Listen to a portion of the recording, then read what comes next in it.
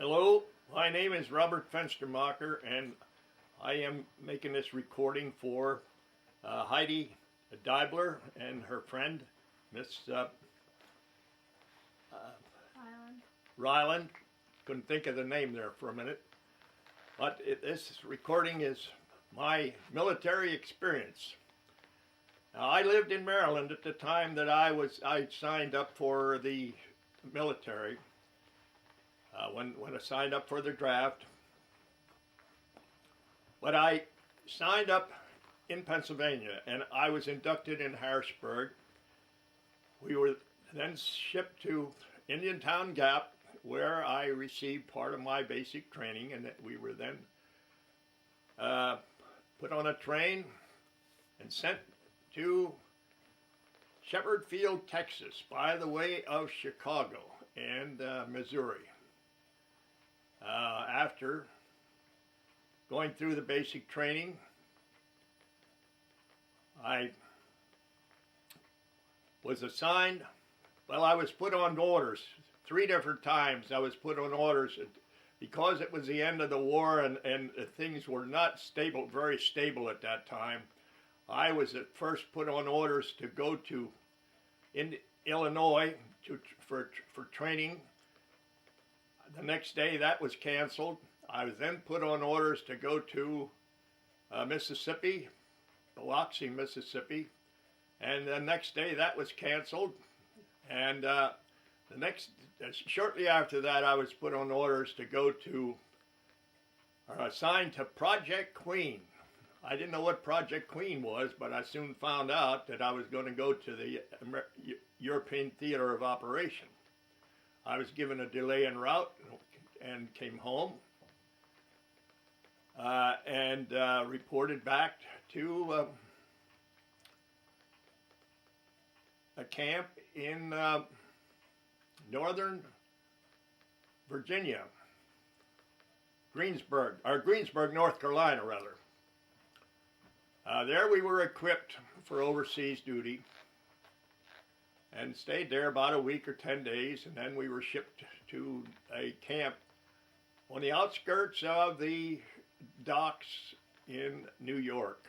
We stayed there for about a week until our ship was ready, and then we were loaded on the George Washington ship. Now, the George Washington ship was a wooden ship that was captured from the Germans in World War I.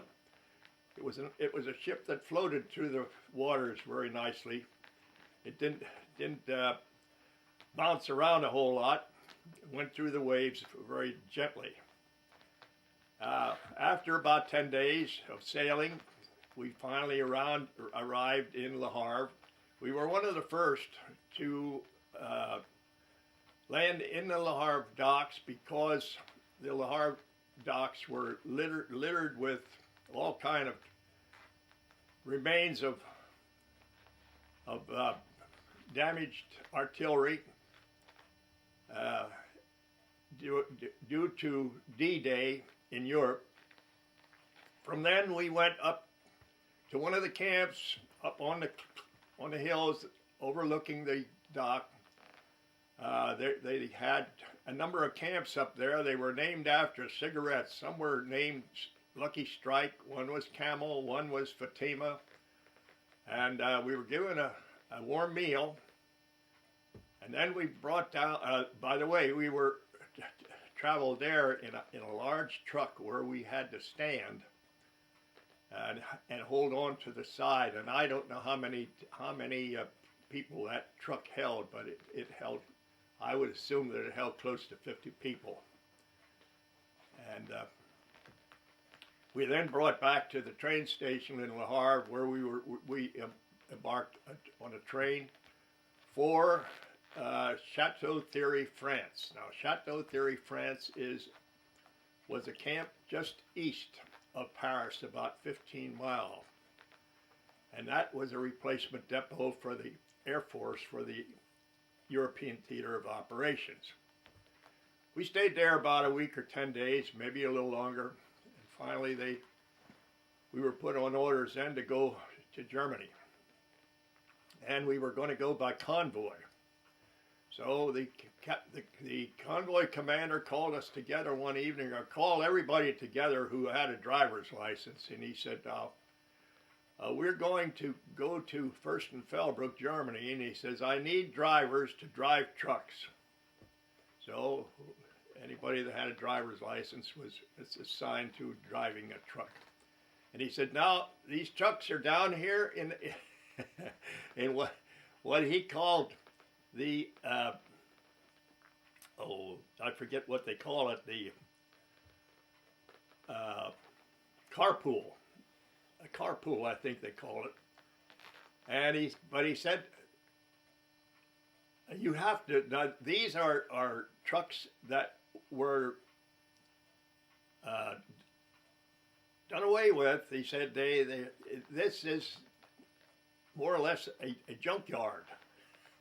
But he said you can find trucks that are worthwhile driving. So I hunted all day, and finally I was looking for a closed cab truck. I didn't want to ride in the wintertime with an open cab. So I finally, around 4 o'clock in the afternoon, I found one. And you know, every time you found a truck that looked half decent, you had to transfer batteries and what else so you could get it started. So, and that's what took so long to find one, really. Next day we took off with a convoy. I think there were 13 trucks in it, and we went over to Metz, France. There we stayed in a what was originally a machine shop, and they made their deliveries with horse and wagon, and they kept their horses in the basement. But the GIs had a social club in the basement of that machine shop, so you could drink beer and have the aroma of horse manure at the same time. So when we got there, we were towing in the convoy. We were towing 3 trucks, and they had a place there where they could repair trucks. And while we were sleeping that night, they repaired the trucks. Next day, we took off for Germany. When we got to the French and German border, the convoy captain wanted to check a small town there that he had helped to bomb when he was stationed in England. And he took the whole convoy over to that town and turned around and came back again. And when we were in the center of the town, it's right where we turned around, and we could see out any direction. Didn't matter which direction we looked, everything was flat. That's how flat they bombed it. So we then proceeded to go down to the German Autobahn, caught the German Autobahn after we crossed the river. And we went down to where the Autobahn turns east. About that time, it was around 10, 11 o'clock at night. And the captain knew of a place, a hotel, about 5 miles to the west of that point. It was down in the Black Forest region. He took the whole convoy down there, and he went to check to see if there was billets that would take care of all of us. He was not successful in getting billets, so he said, well, we'll just drive on to Fürstenfeldbruck. Now, Fürstenfeldbruck was between Munich and Augsburg, not too far from Munich. Well, we drove until about 3:30 in the morning when we finally arrived at Fürstenfeldbruck. And of course, they had a crew there that had an early breakfast for us, and we had a breakfast, and then we went to bed. Later on, they assigned us rooms. Now, this was in what was the original German Air Force military camp. It had a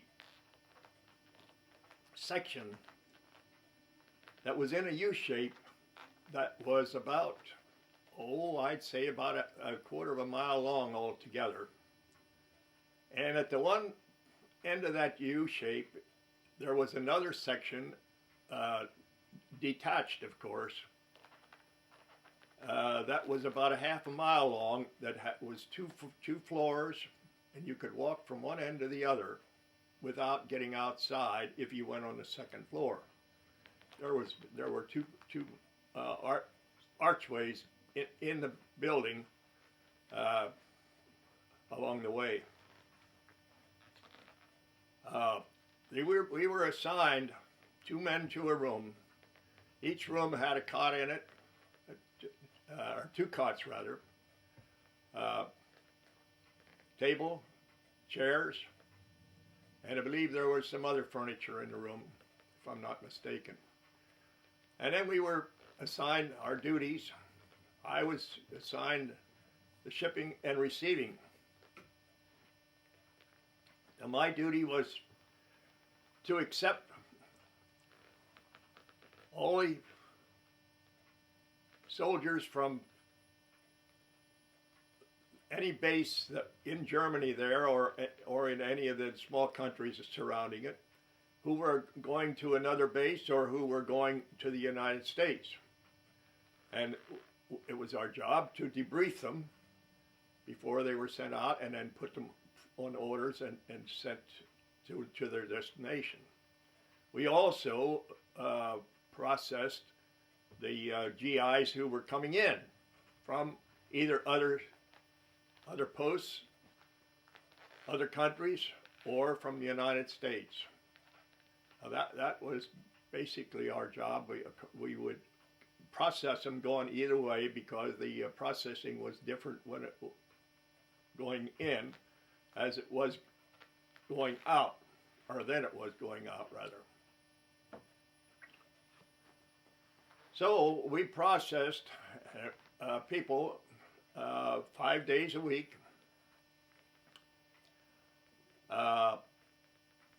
We had a railroad going right into the camp, and many times we would get a whole trainload of men at a time.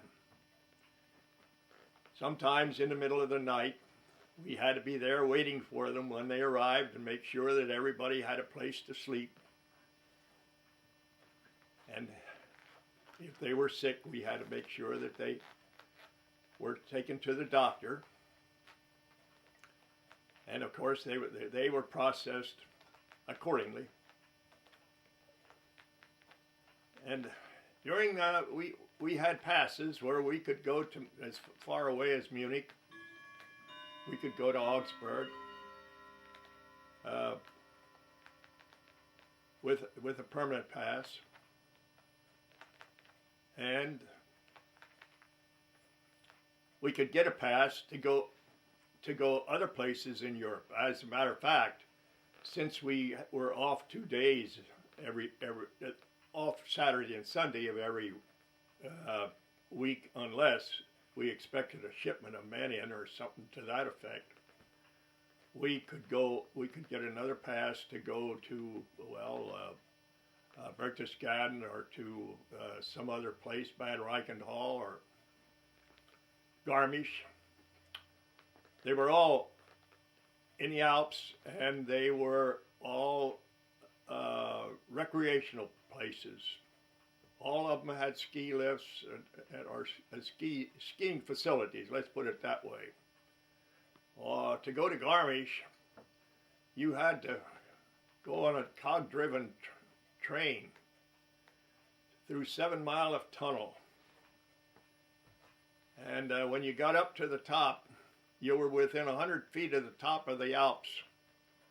And one side was solid stone, the other side, this is of the train when you got there, one side was solid stone, the other side was a platform, like a station platform, and it served as a station, and it served as a restaurant and the office for the skiing facility. People would go up on the train, some would get off, and now it was not a continuous 7-mile tunnel, but there were breaks in between, and people would get off at these breaks, and they would ski down from there.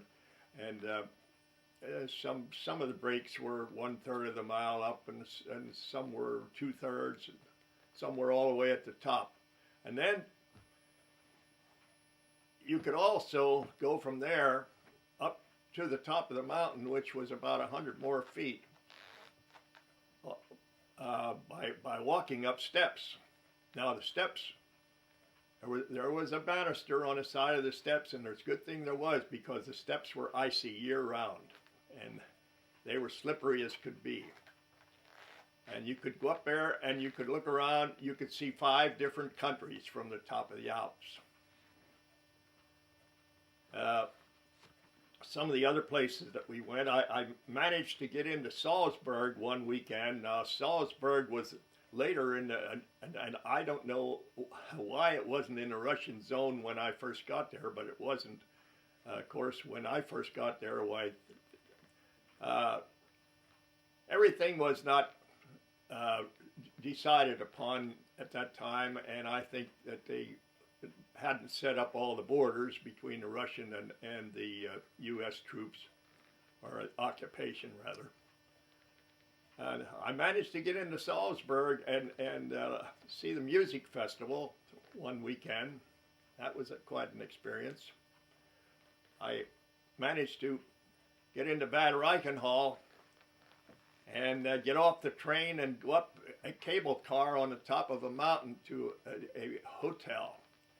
Now the only thing that was up there on that hotel was that hotel, and of course there were some places to ski, but most people went up there, broke some branches off the tree, laid them down on the snow, and then put a blanket on top of the branches and laid there and sunned themselves on that snow. Took a suntan.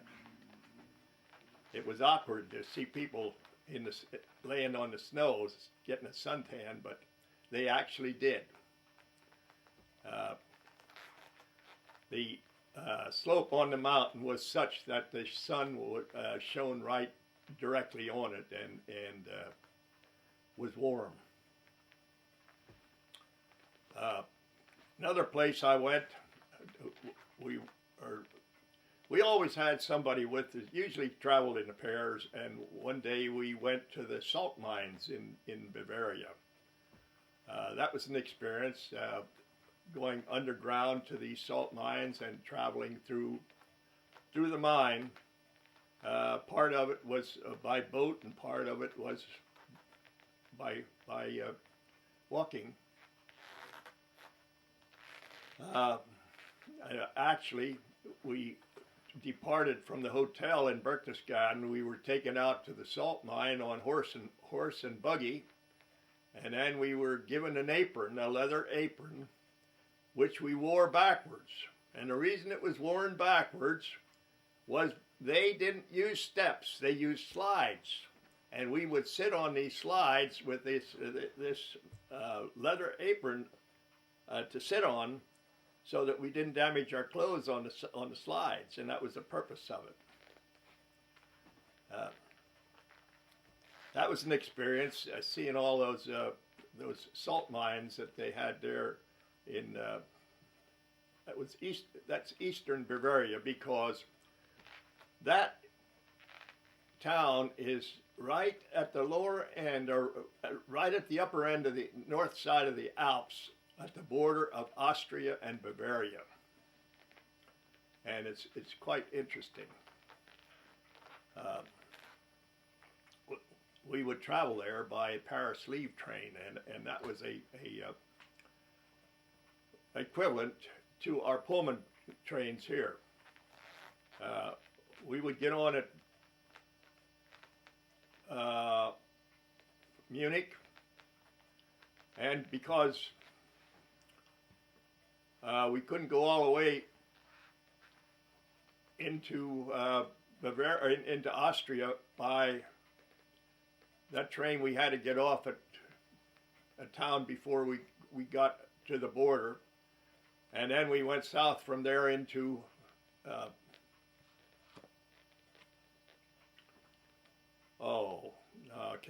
into this resort town that we were going to. from there, we would always branch out and go somewhere else, or we would. They always had a dance and a party on Saturday nights. We had a big time there on Saturday nights. People would congregate.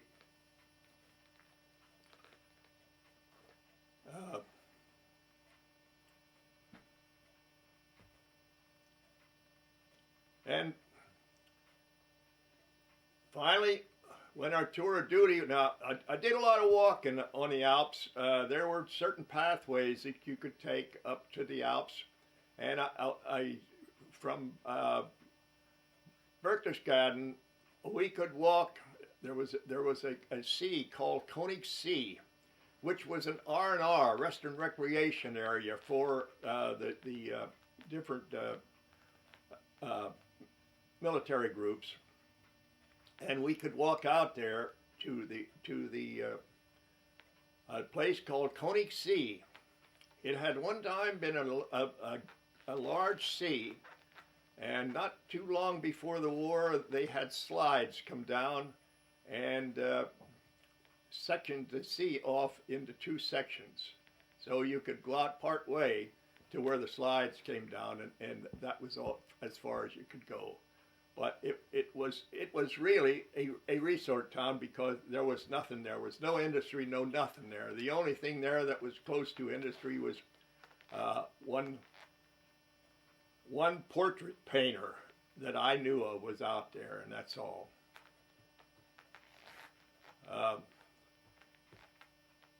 Finally, we got on orders to come home, and when we went into the ETO, we went in at Le Havre.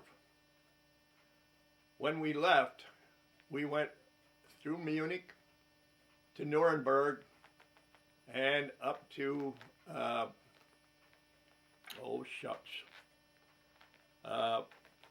one of the ports up on the North Sea. There we stayed in a gymnasium, and we slept right on the floor until they had the ship ready for us to come home. Now, we were assigned to, I believe it was a Liberty ship, I'm not sure. There were two types that this guy Kaiser had built during the war, and one of them was a small ship that had a habit of breaking apart when it got into stormy seas. And but we were not on that, thank God. We were on the larger one of the two, but it was still small enough that when you hit rough water, the thing would gradually go up, and you'd think you're never going to get up there, and all of a sudden it would drop down. And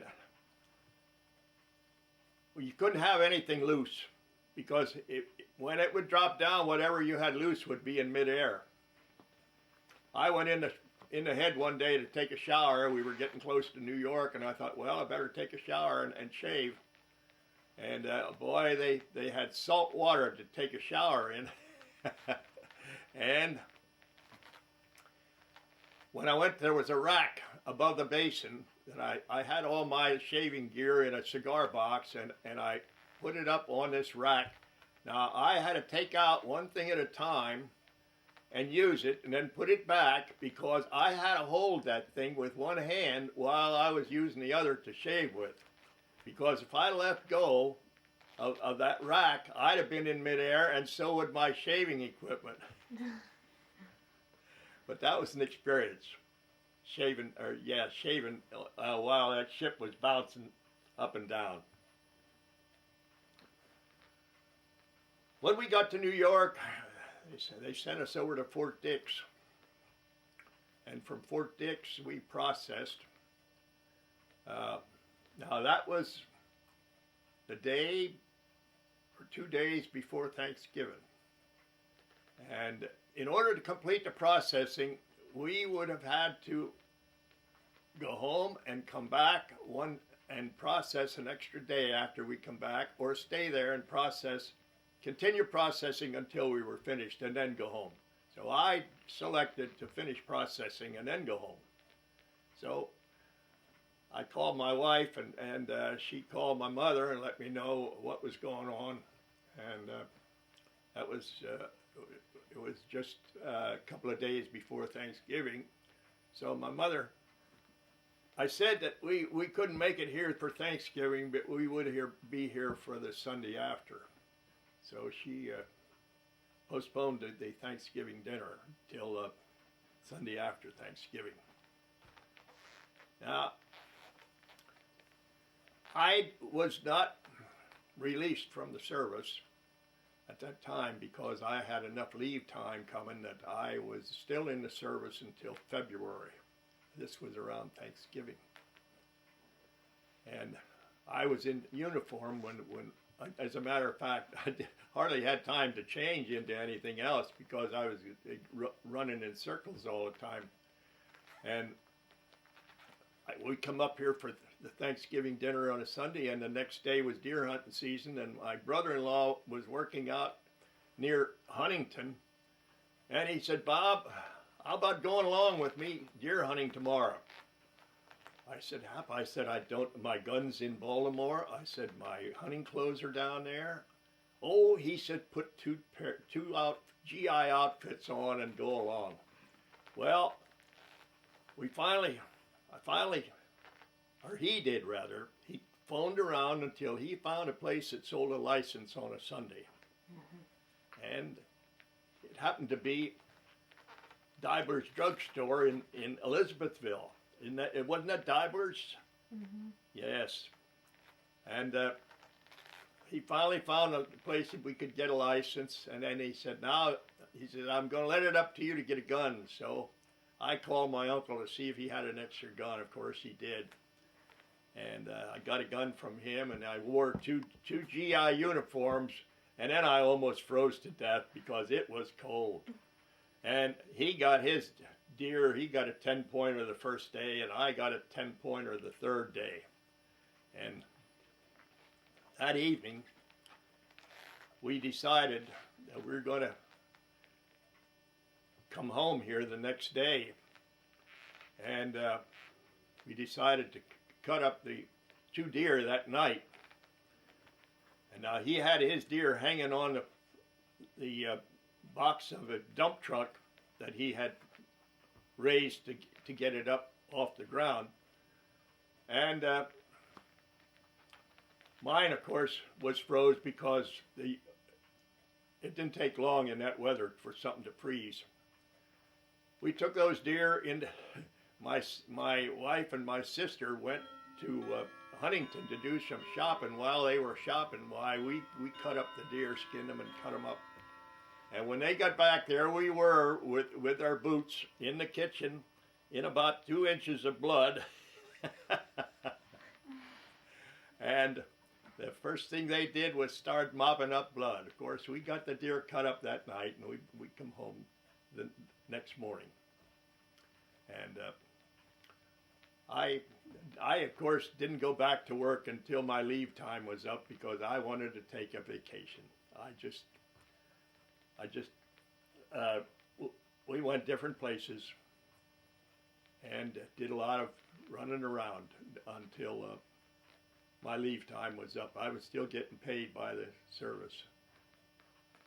And that was the extent of my military career. So you didn't serve in any combat or anything? So no combat, just... No.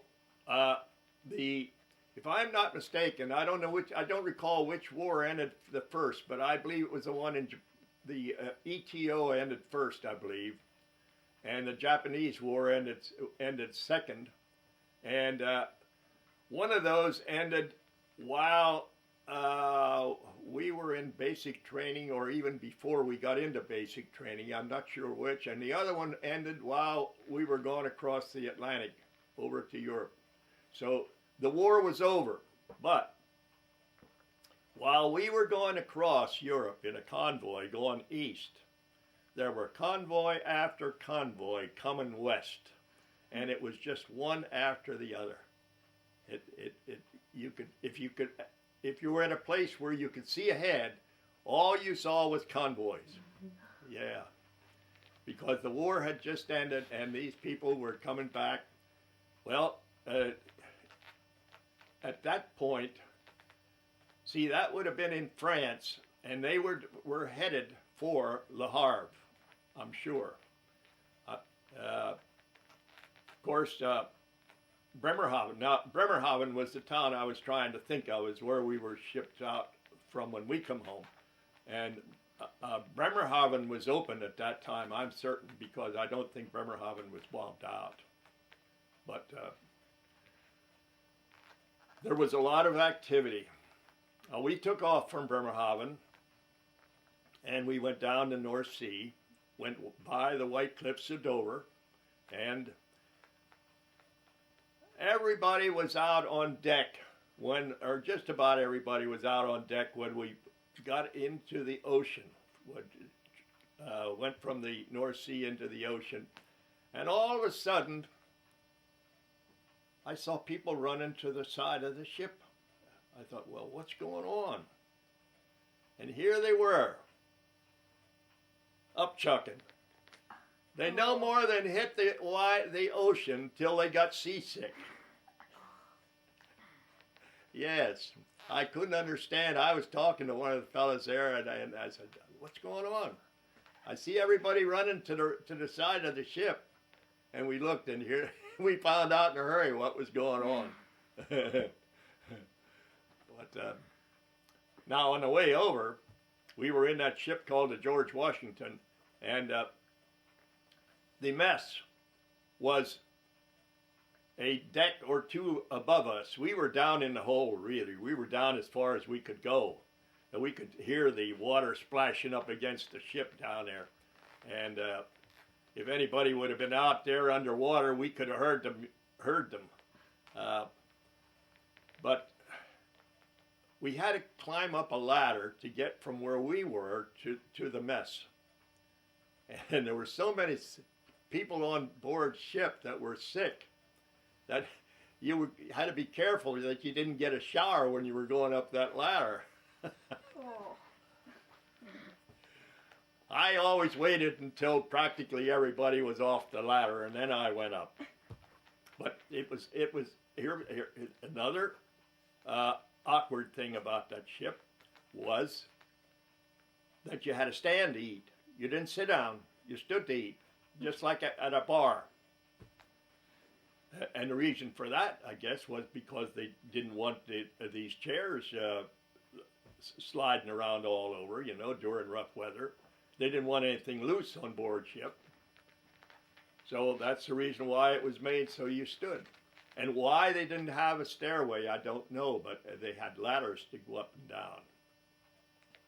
Of course, we didn't mind, other than the sick people that were up above us.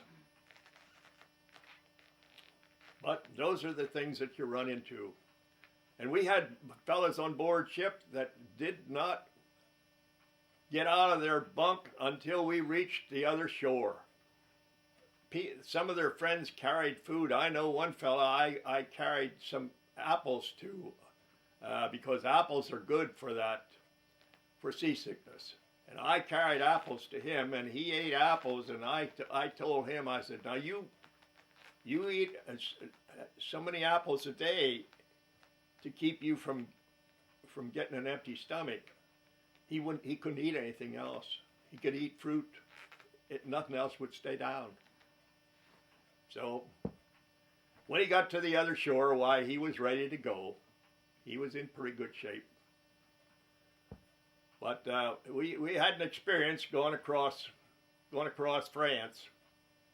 We were on a train, and these cars were some of the older Pullman cars, like our Pullman cars here.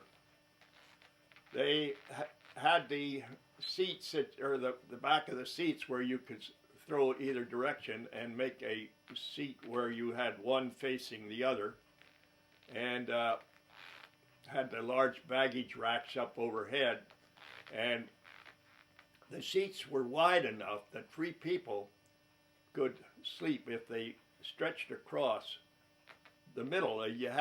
We put all our duffel bags in the middle, and then three people could sleep across the two seats. And I volunteered to sleep in the baggage rack.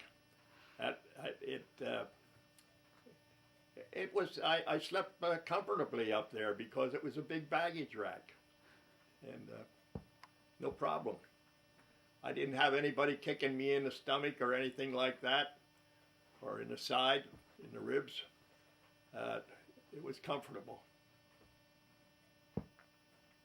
But there were a lot of other experiences we had on the way. Going from Le Havre to Paris, it was cold in the cars, and some fellas would go out and find something. Now, this train moves slow at times, and some fellas would get out and grab a bucket they saw along the road, or coal, or what have you, and put a fire in a bucket and put coal in it, you know. And when we got over to Chateau Thierry, we had holes in the bottom of the cars that big around, where the fire had eaten the floor out, or burned it out. But those are some of the things that you experience with a group like that. But now in Chateau Thierry, there we slept in cots. They were tents, large tents. I forget how many cots was in a tent, but they were supposed to have two of these camp stoves in each tent, and ours only had one in it. So to make sure that I didn't get too cold, I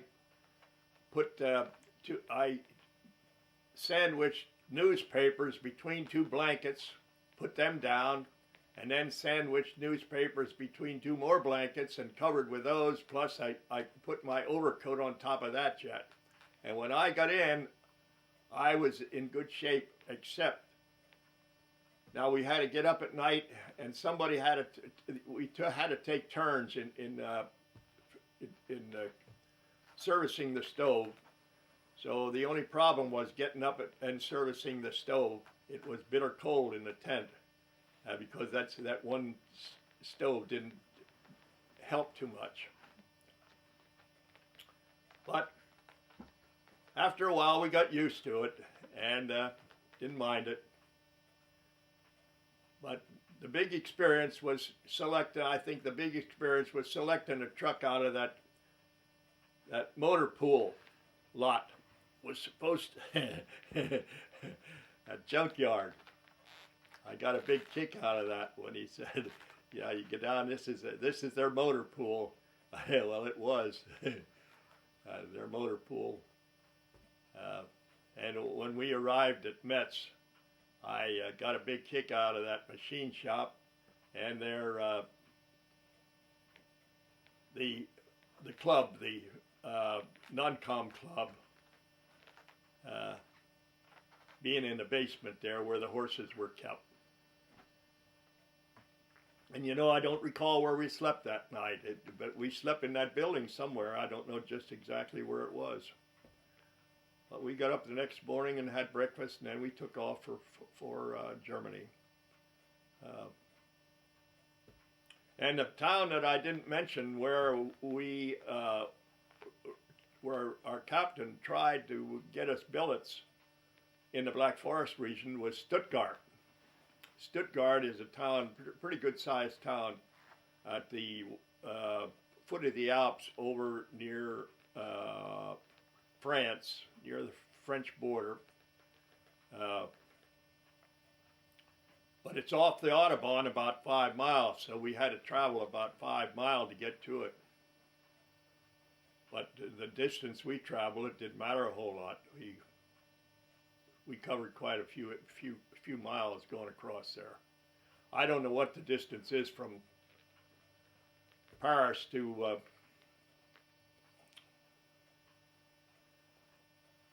our Fürstenfeldbruck, but Fürstenfeldbruck is about 15 miles west of Munich.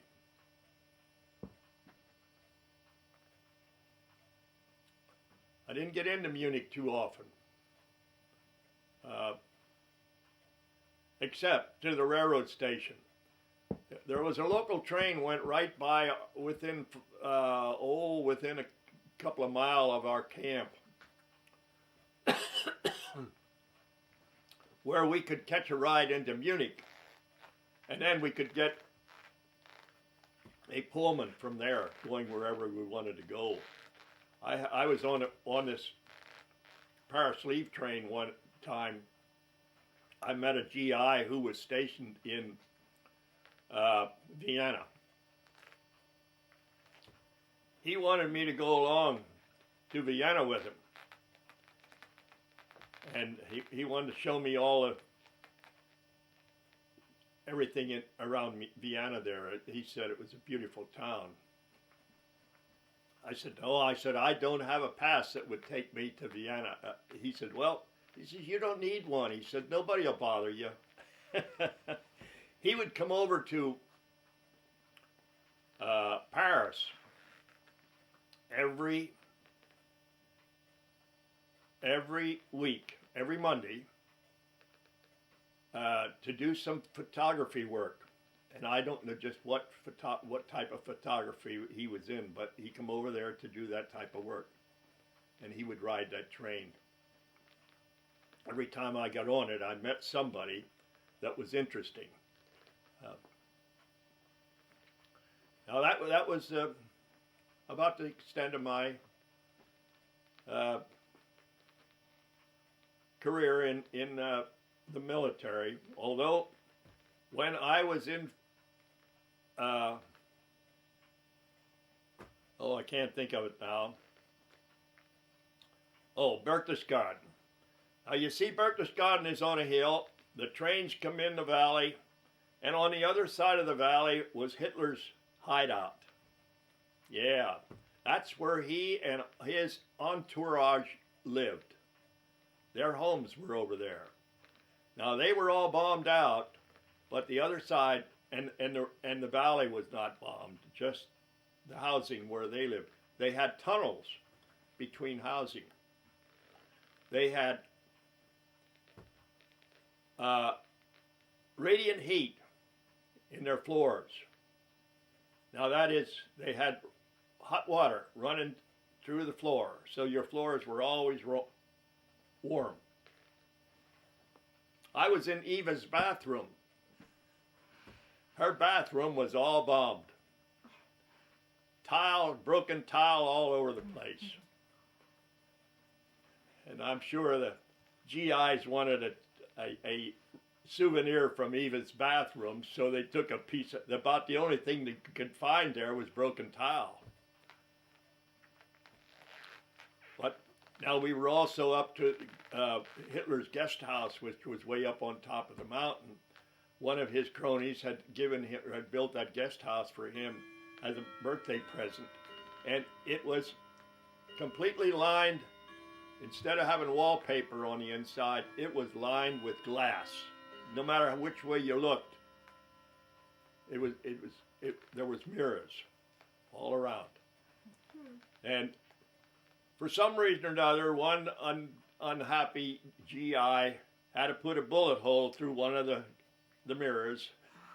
But that's the only destruction there was in that place. But it was a place where Hitler could go to, a retreat more or less, where he could go, and you had to go up about 3-4 miles of narrow road up the side of a mountain, and it was very narrow. As a matter of fact, you couldn't pass. If you wanted to go up or down, you had to make sure nobody was going the opposite direction. You couldn't pass.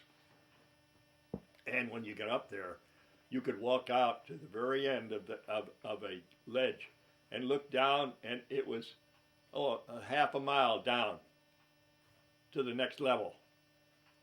That's how high it was. It was right up into the Alps.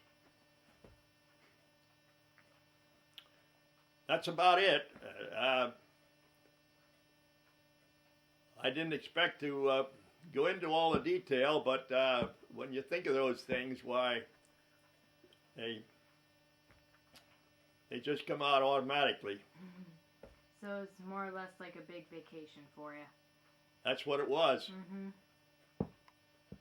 big vacation. Although we were committed to certain duties that we had to take care of, and after they were taken care of, why, then we were on our own. Mm-hmm. We had two clubs. We had one on the base, and we had one in town. And the one in town was more active, and we always had a good time there on a. Let's see, I think we had a dance on a Friday night, and we always had a good time there on a Friday night. We had. Oh, I don't know where he got his beer from, but it came. Most of it, I think, came from the Netherlands. Mm-hmm. That's Holland and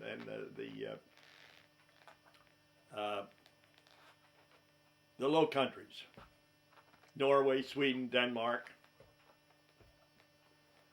Now we could have gotten a pass to go to those places if we'd wanted to, but we had to have a certain amount of money in order to do it. In other words, you just couldn't go on your own. You had to go through special service, and they wouldn't let you go unless you had enough money to pay your way. Not everything was free. There were some things that were not free. Most things in Germany were free, but once you get out of Germany, then it was different.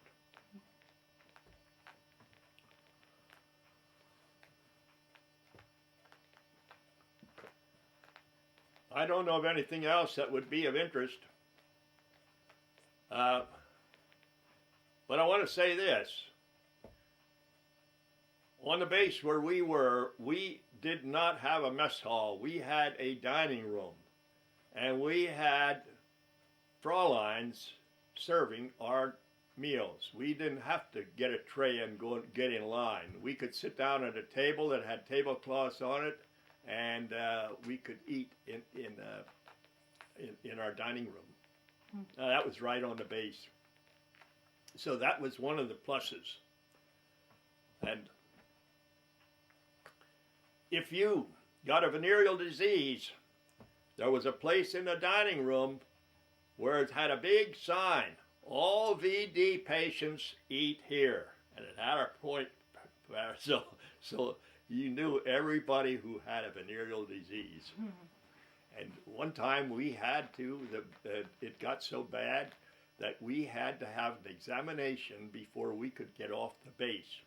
We had to attend a meeting where we had to answer certain questions before they would give us our permanent pass.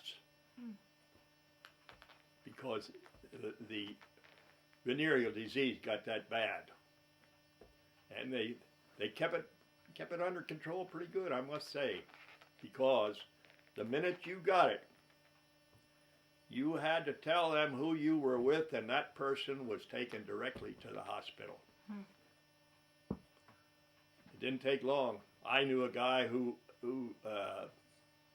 in our outfit who had it, and he didn't want to give the girl's name at first, and they told him that he had to. And he told them where the girl worked, and in less than 2 hours, they had her in the hospital. That's how fast they worked. Now, one day, they wanted us to see what it was like when you let that disease go too far. Now, I didn't get on that tour, but they took a tour to the Munich hospital and showed the GIs just what a venereal disease would do to you after you had it for a while. And they said some of those patients in there were in terrible condition. They were just wasting away. Their flesh was wasting away. It was terrible. That's according to what they said. They described it. I'm sort of glad I didn't go along, but I was on duty that afternoon, and I couldn't get away. So, but it's like I said, they did everything imaginable to make sure that we stayed away from that, and like giving us that examination before we were allowed to pass and things like that. and taking the crew to the hospital to show them the patients that were really bad. Now they didn't have to be GIs; they were the local people, because we had our own hospitals and the local people had, well, they used the hospitals in Munich and wherever there was one. Now I believe I've told you about everything that happened during my tour.